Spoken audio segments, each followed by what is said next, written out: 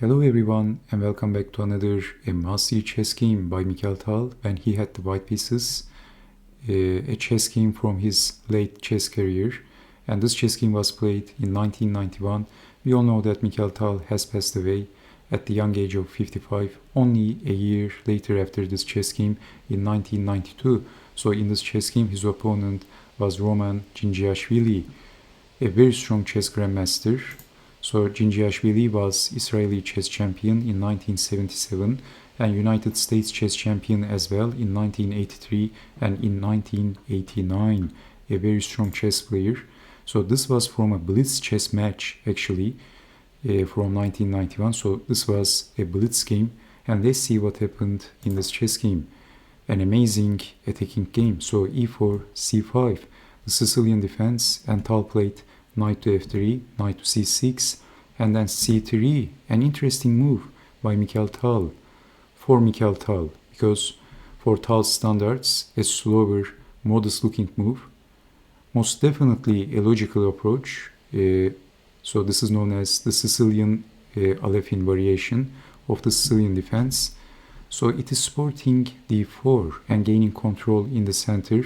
So Tal was playing like old Mikhail Tal in this chess game, a bit slower but wiser and cautious. But how would young Mikhail Tal play it in this position? Well, d4. Tal played d4 many times in 1950s and in 1960s in his colorful chess career with full of attacks, striking in the center.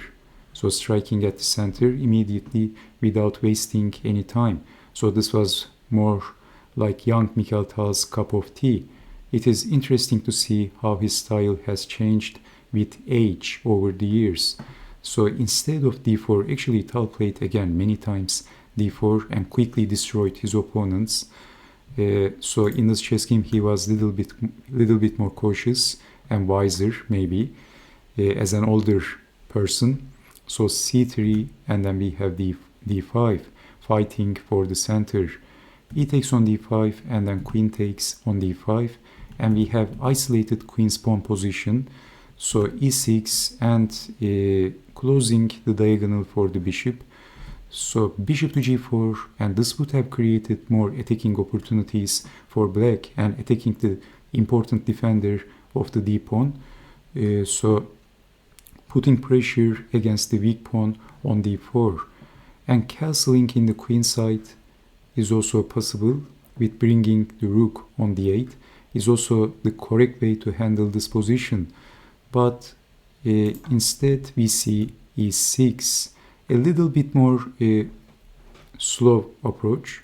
So knight to c3, defending the queen, and then bishop to d3, and then knight to f6.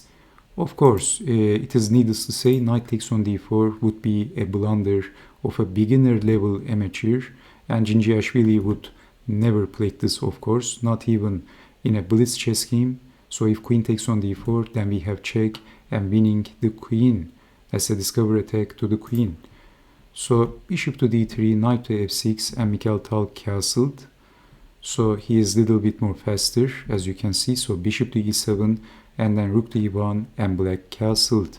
And black still can take the pawn on d4 because of bishop takes on h7. At the end, that wins the queen as well. So bishop to g5, a dynamic, energetic move by Mikhail Tal.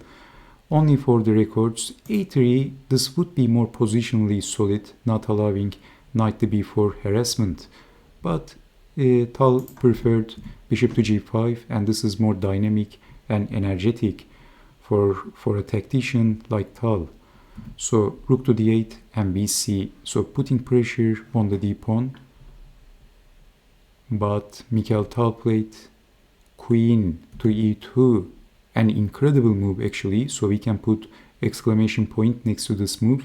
And Mikhail Tal is being Tal.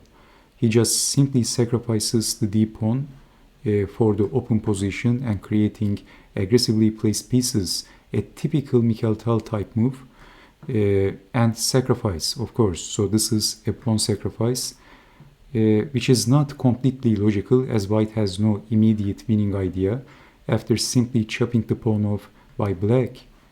But Dzindzichashvili interestingly played knight to b4, and we can put question mark next to this move. But maybe Dzindzichashvili was afraid because of Mikhail Tal's reputation as a fierce attacking genius. So he didn't want to give Tal any open position, as maybe he knew that open positions are Mikhail Tal's territory, his speciality. So knight to b4. But basically knight takes on d4 is not that ambitious, and this would be better for black. But it is easier to say than done when playing against Mikhail Tal especially. So knight takes on d4 would be the possible continuation. Queen takes, and then lining the rook with the queen, and then knight to e4, and all of white pieces are super active. And they are mobilized perfectly. They are all placed aggressively for a sacrificed pawn, and black is cramped and slightly behind in the development. So this was white's compensation, a typical Mikhail Tal idea. Anyway, so we have knight to b4 and harassing the bishop, so bishop to c4, and then bishop to d7, developing the bishop, and then bishop to c6, and wasting many moves for activating the passive bishop, and then knight in, bishop to d5, and this is basically giving up the bishop for no reason. But let's not forget that this was a Blitz chess game. Bishop to e8, even this move is possible, and this would be a solid defensive move. Solid defenders like Tigran Petrosyan would like to play like this. Bishops are not just good attackers, but they can be used as solid defenders as well. So we have bishop to c6 and then bishop to d5, and basically this is giving white the bishop pair for no good reason. That seems on the surface. And then rook to d3, Tal is building up a devastating attacking position on the king side, a rook lift bringing the big gun out. So without wasting any time, of course, Tal is lifting the rook up, and then h6, simply giving Tal a target for creating, and also this is creating a weakness and asking for trouble. And we have bishop to c1. So you can see that this bishop is also aiming the pawn, and then lining the rook with the king, and black is occupying the open file, but Mikhail Tal's attack is so much more direct. So basically the rook is showing teeth to the king, so king to f8 and then bishop back. So black is doubling the rooks and attacking the bishop, and this was the first serious threat of Dzindzichashvili. Bishop to d2, e6, and Tal is being Tal. A rook sacrifice, rook takes on g7, smashing with the rook, a hammer blow. King takes on g7 because the rook is also attacking on f7. And now, can you see the next move of Tal? What would you do in this position?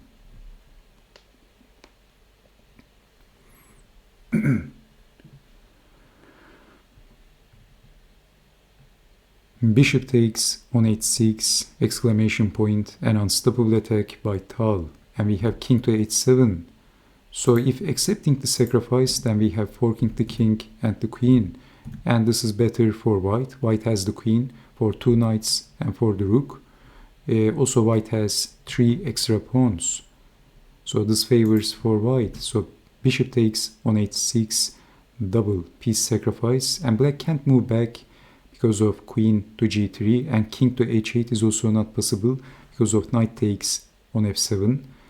So we have king to h7, but then this move also has a downside, queen to h3, lining the queen with the king. So knight to g8, when you are trying to defend the inferior position, it is usually doomed to fail. But king to g8 is also not going to work because of this, and black is getting checkmated. So we have knight to g8 and then bishop to f8, and black resigned because he is getting checkmated like this. So what an incredible, devastating attack by Mikhail Tal. So okay, so this was one of the notable chess games of Mikhail Tal, actually, when he was an older man, and what a game. So thank you so much. I hope you have enjoyed watching this chess game, and I hope to see you next time with more Mikhail Tal chess games in the future. Do take care, stay safe, and bye-bye.